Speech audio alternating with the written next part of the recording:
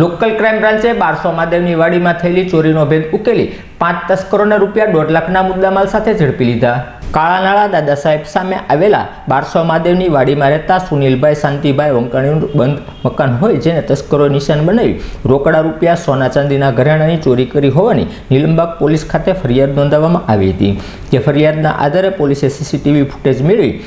અજયભાઈ ઉર્ફે તક્યો રાજુભાઈ વાઘેલા, નાસિર હુસેન ઉર્ફે નાગ, લિયાકત હુસેન રફાઈ,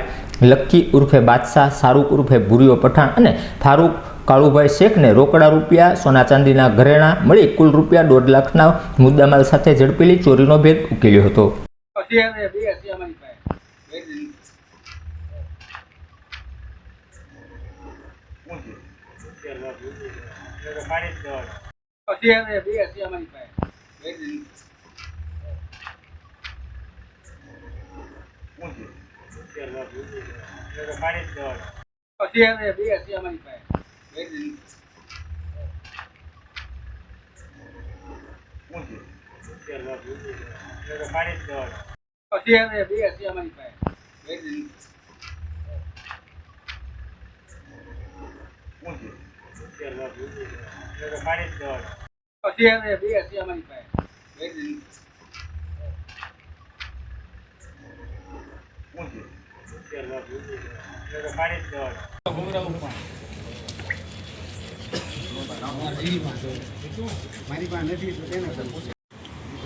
રિલીઝ થોડું પટી જાય તો પછી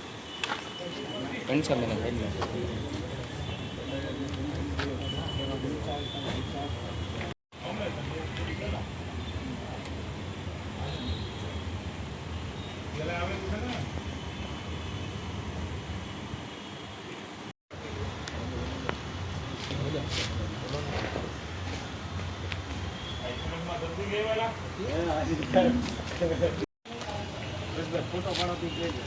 ડોન ને લઈ જાઉં